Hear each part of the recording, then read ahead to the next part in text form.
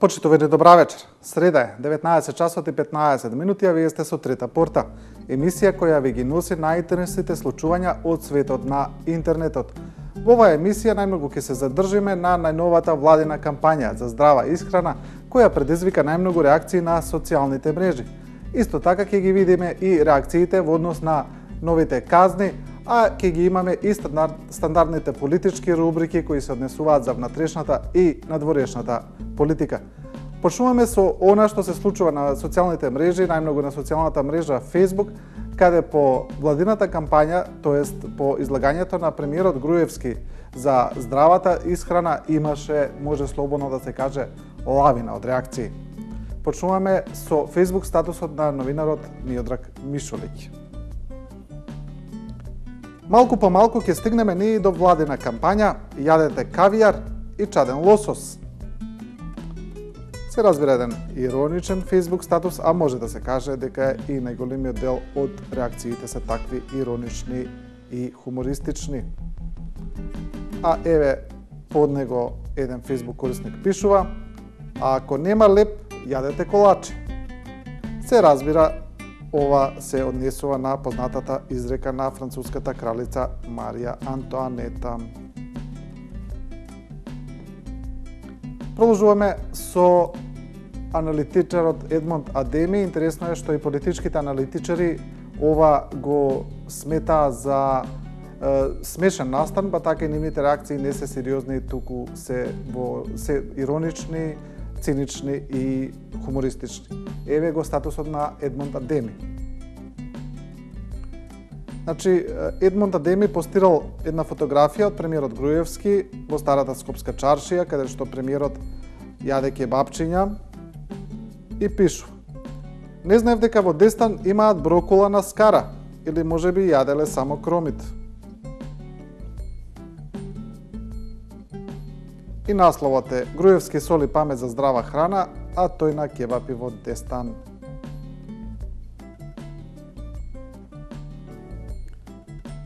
Продолжуваме со колумна на новинарот Ерол Ризаов, кој пишува редовно колумни, рече се секоја недела пишува по неколку, но овој пат тој не ја пропушти шансата да напише колумната за оваа акција на владата. Ерол Ризаов во својата колумна целата акција ја поврзува со еден друг елемент во општеството, со отпадот, со валканата, со загадената околина, па вели како може да се јаде здрава храна кога целата околина е загадена. Но нема да навлеземе толку длабоко во неговата колумна, ќе го прочитаме само почетниот пасус. Ерол Ризаов напишал: Груевски како доктор Ос.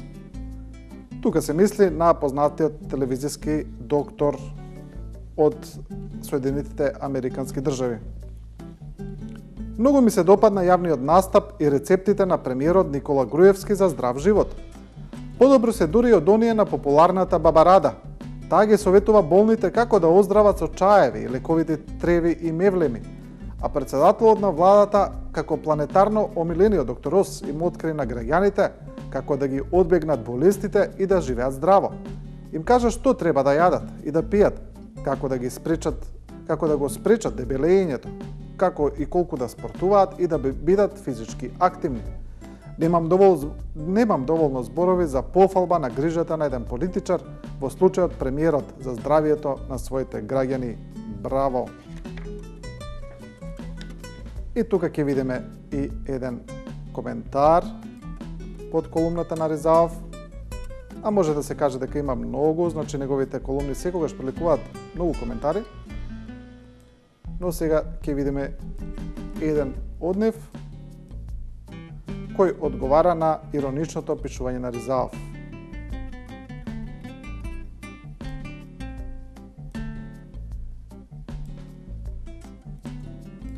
Вели Груевски: живеете здраво и хранете се здраво. Уште една пералница на пари, уште една лага за народот.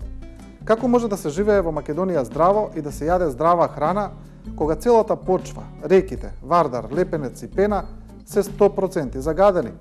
Почнувајќи буквално од Вруток, па се до Грција, Вардар плива во фекалии и индустријски отпад. Целото течение на Вардар е загадено Нема ниту една пречистителна станица и со такви загадени води се наводнуваат полињата и земјата. Еве еден од коментарите кој оди и во прилог на колумната на Ризаов. Груевски како доктор Оз. А продолжуваме со познатиот Facebook активист Владко Василь. Оние што ја користат социјалната мрежа знаат за него сигурно. И еве го неговиот пост во однос на ова. Василь вели: земав 1000 евра кредит за месец дена здрав живот.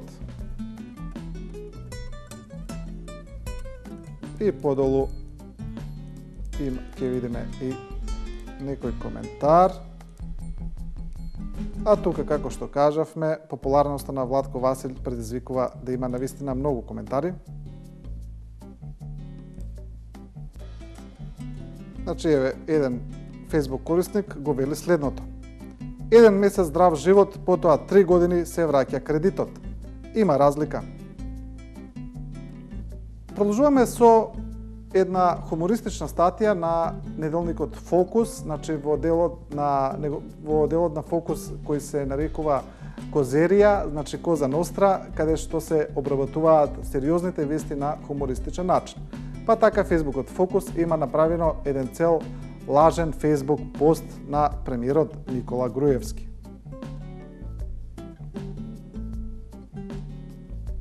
Еве ќе прочитаме дел од него. Значи ова, повторувам, не е вистински Фейсбук пост, се работи за сатиричен надпис. Дечки, ова со здравата храна важи и за министрите. Започнувам проект Здрава влада, ќе пазам што јадете, во здраво тело, здрав дух.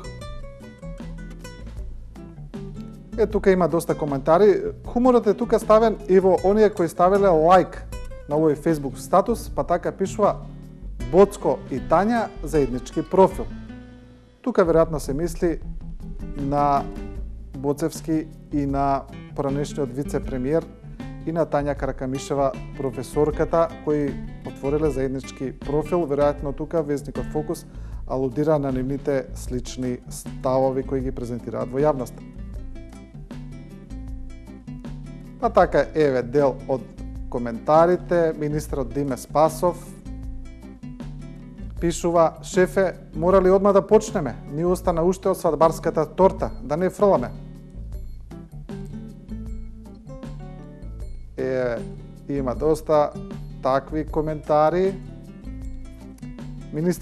Заменик министрот Спиро Ристовски, поранешен министр, пишува: ова важи за заменици? Мислам, супер идеја, ја и така од Сабале сум на овесни пахулици. И еве интересен коментар на Али Ахмети. Ако укинеш трилече на мои министри, има со дрон да им носам на седница. Пакјум. И еден цел ред други коментари кои се во оваа насока. Целата конверзација завршува со лидерот на ромската партија Амди Бајрам. Продолжуваме во оваа насока, значи сите коментари се такви, иронични. Еве го и аналитичарот Арцим Зеколи, кој обично таргетира сериозни теми, овој пат го пишува следното. Сарма коалиција, зелки за нас, месо за нив. Грујо нуди зелки, Али вели садете салати. Уште орав да ни понуди моркови. Значи тука Зеколи алудира на познатиот став морков или стап. И неговата илустрација е од американската анимирана серија Looney Tunes. И еве еден од коментарите, кој исто така е во таква насока за конзумација, вели: а на крај ќе го изедеме стапот.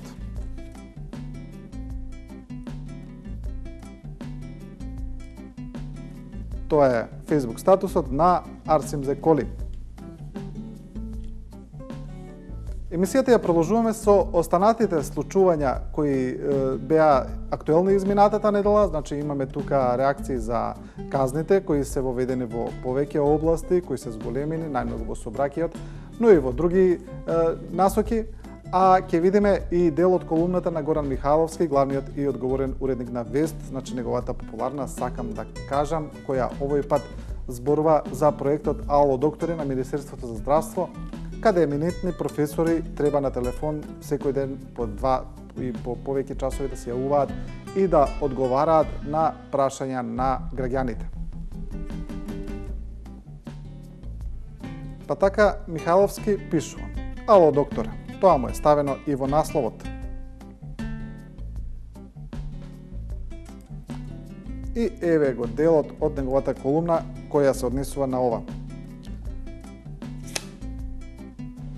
Вели: "Предлагам на отворениот телефон на Министерството за здравство да гостува доктор Али Ахмети, специјалист демагог." Тука е делот кој се однесува на политичкиот аспект, а еве го и оној кој е директно за проектот. "Јас не познавам лекар кој ќе ти даде диагноза по телефон без да те види. Дури и лекари што лично не ме познаваат, кога ќе им се јавам да им се пожалам, ме викаат дојди да те прегледам. Не сум сигурен и дали лекарската етика воопшто дозволува преглед по телефон. Затоа се уште не ми е јасно зошто Министерството за здравство упорно како добра вест ни ги пласира податоците колку многу луѓе се јавиле на Ало докторе. Демек тоа успех е. Па нормално е дека ќе се јавуваат, за здравје се јавуваат, и кај Баба Рада се јавуваат. Уште повеќе ме чуди зошто професори, видни лекари и директори на клиники прегледуваат по телефон наместо да спасуваат животи по болниците. Баш ме интересира како ли би изгледал разговор по телефон со познат специјалист уролог. Пациент возбудено се јавува и вика: "Ало докторе, мене ме боли", а урологот му дава дијализа, ич да не те боли, пошто пациентот веќе поспокојно возвраќа, сега баш ме заболе.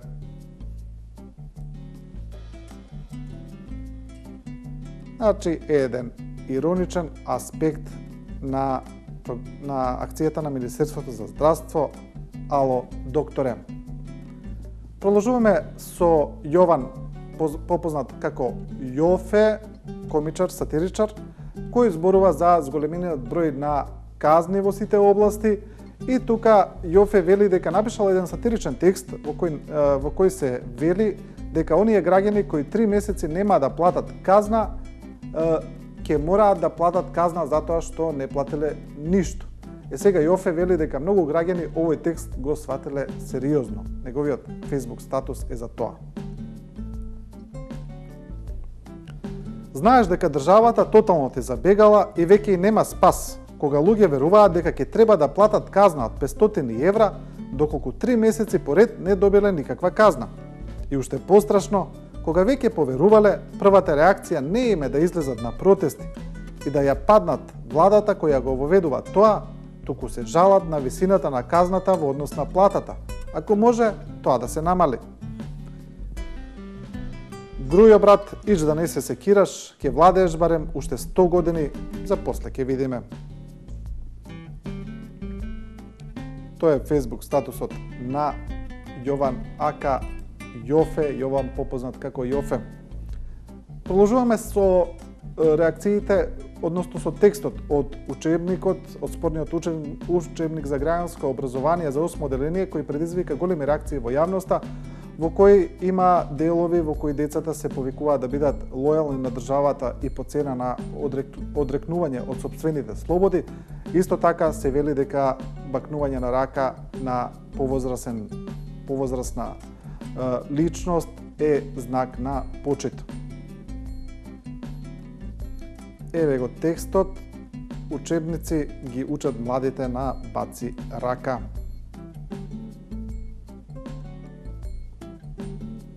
А еве го извадокот кој зборува за лојалност. Лојалните граѓани вообичаено се добри и одговорни работници, работат вредно и своите вештини и способности ги користат на продуктивен начин. За својата благосостојба се заслужни самите и не се на грбот на општеството. Лојалните граѓани ги почитуваат оние кои се на власт во општеството. Тие секогаш се подготвени да ги следат правилата и прописите во општеството и по цена да мораат да се откажат од своите слободи. За нив е подобро да се живее во безбедна и заштитена средина во која се одржува редот, отколку во општество во кое луѓето имаат чувство дека секој прави што сака. Тоа е една од лекциите во учебникот, а евеа и илустрацијата за бакнување рака и пишува: бакнување рака на повозрасните е изразување на почит кон авторитет.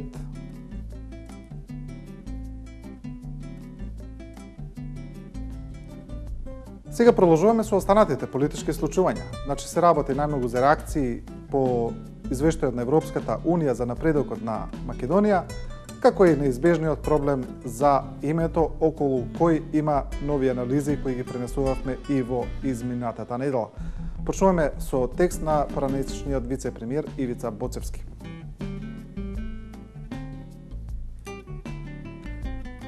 Боцевски пишува: русите доаѓаат.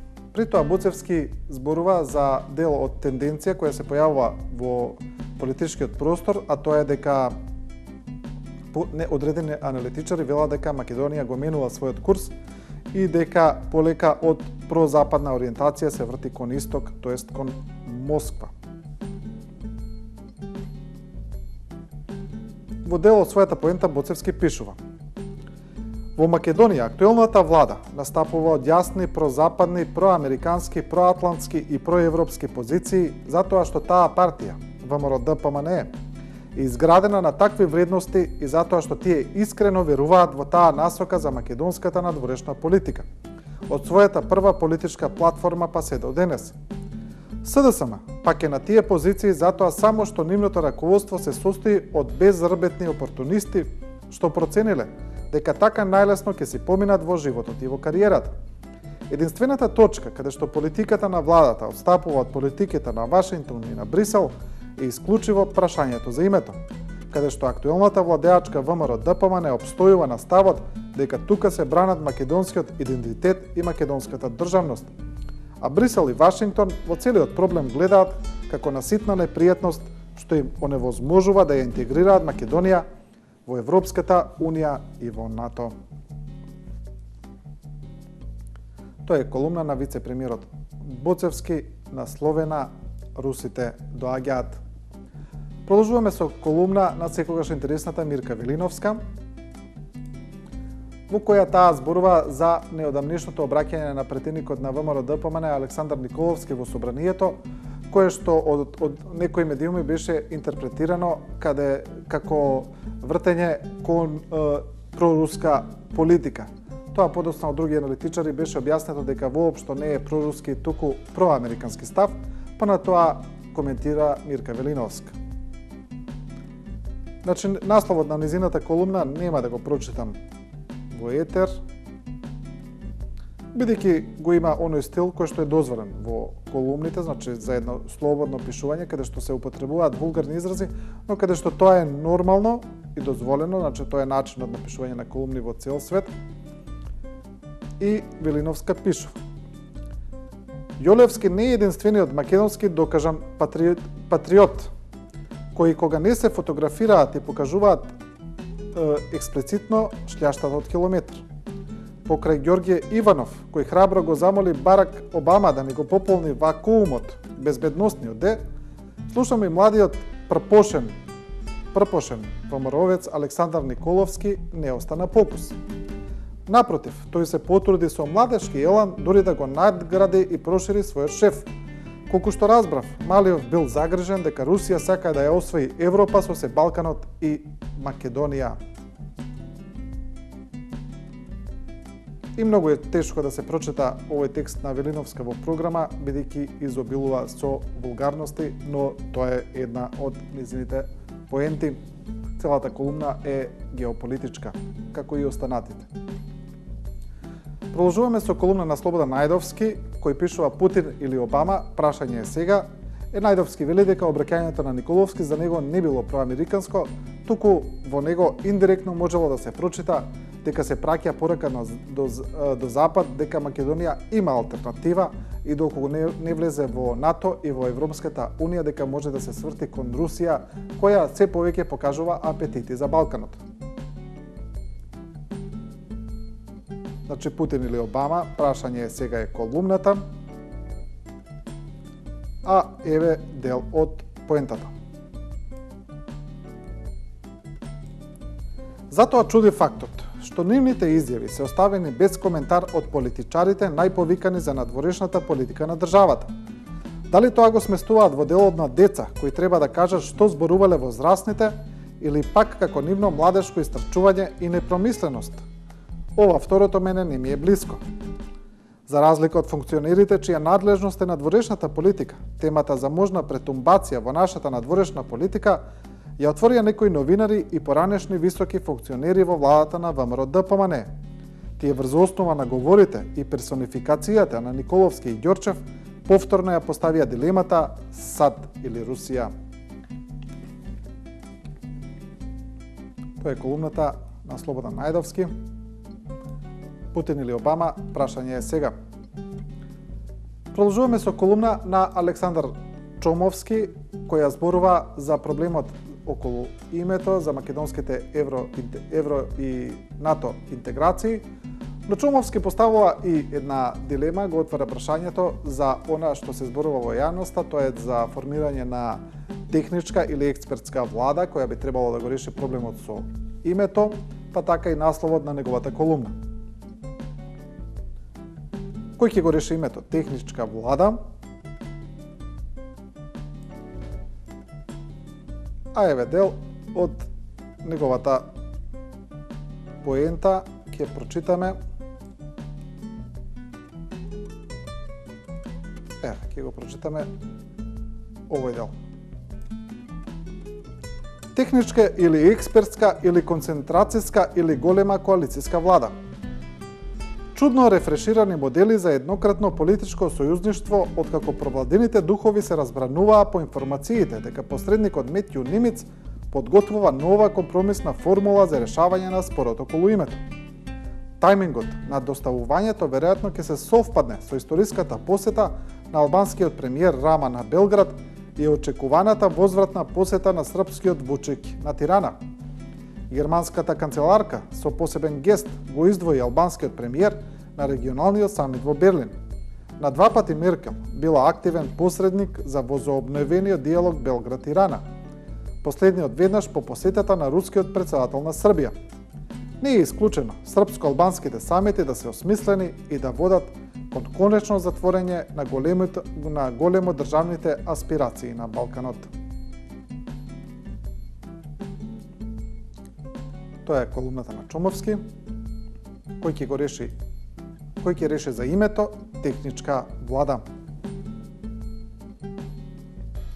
Продолжуваме со колумна на Горан Момировски, објавена на порталот Република, кој вели добри и лоши вести од Брисел.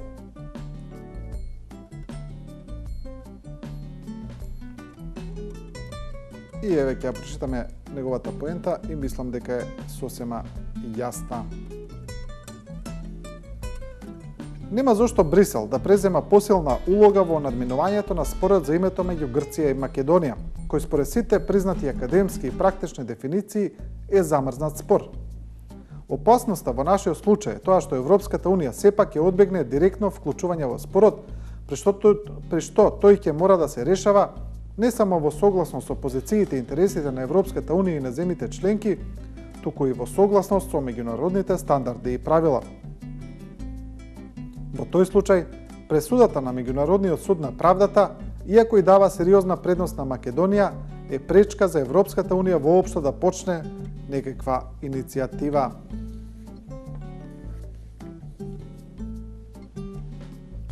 Тоа е колумна на Горан Момировски. Добри и лоши вести од Брисел.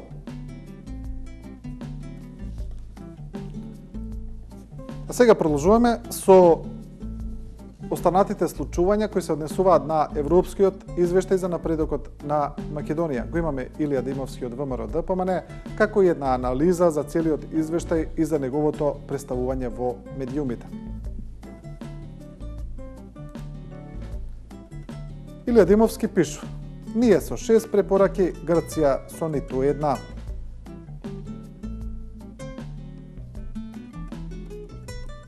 И мислам дека неговата оваа поента е јасна. Сите други држави си поминаа со по една препорака, ама ние не можеме така. Нас ќе треба повеќе пати да не мерат и оценуваат. Всушност има и држава која почна преговори и стана полноправен член, без воопшто да има препорака, односно со негативна препорака. Грција е тоа. Такво е сонцето што нив ги грее. Ем без препорака, ем брзи преговори, ем членство. Ем финансиска недисциплина и неколку буџетски измами, ем неограничено право на вето и инает. Тоа е колумната на Димовски, ние со 6 препораки, Грција со ниту една. А професорката Мирјана Најчевска напиша една цела анализа во однос на објавувањето на европскиот извештај во повеќе медиуми. Па така насловот на таа анализа е следен. Повторно извештај или секое чудо за медиумите трае 3 дена. Мислам дека насловот е јасен што сака професорката да каже. А еве дел од таа анализа кој е ставен под точката континуитет. Медиумите многу малку внимание посветуваат на осликување на развојната временска линија на поднесените извештаи. Презентирањето на временската линија на генералните или посебните оценки може да даде многу пластична слика за случувањата во Република Македонија. Еден од главните проблеми е краткиот век на медиумскиот интерес за ваков вид документи. Еднаш пласирани како вест, тие не се искористуваат понатаму за споредување со активностите што ги спроведува власта, за потсетување на власта за поставените преземени обврски и контрола на активностите на власта низ призмата на поставените цели и вредности во извештајот.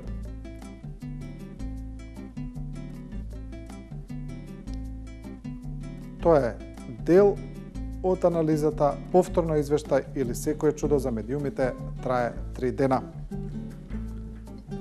А пред крајот на емисијата продолжуваме со уште неколку различни теми. Новинарот Бранко Гировски на својот Facebook статус пишува за анализа која се појави на еден портал и во кој се вели дека опозицијата имала повеќе медиуми во Македонија под контрола од власта. Па Гировски пишува: а бреовие од власта гревчиња биле. Ова што навистина е значајно во оваа малоумна анализа е што Дневник и официјално е прогласен за провладен, заедно со Вечер. На кое дередже спадна.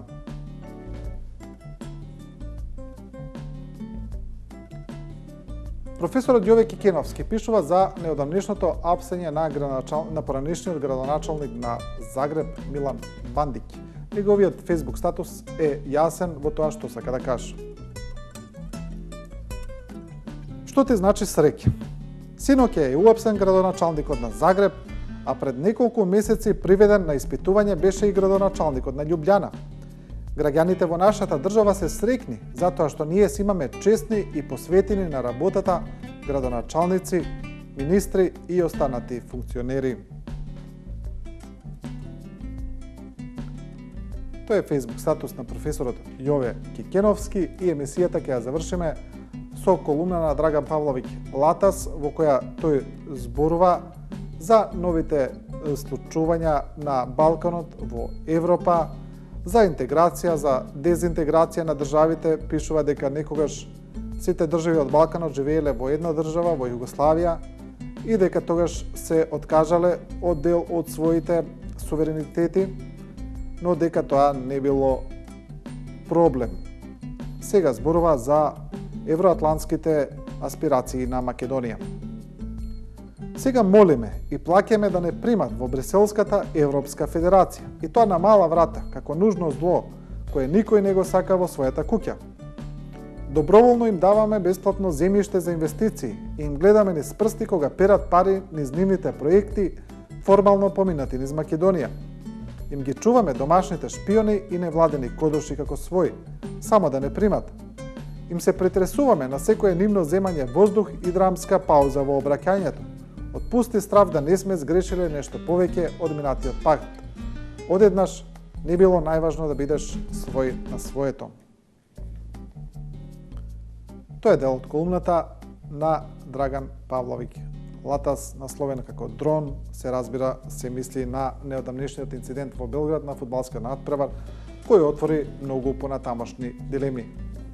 Почитувани, ова беше последен материјал во оваа емисија на Трета порта. Емисијата гледајте секоја среда во 19 часот и 15 минути.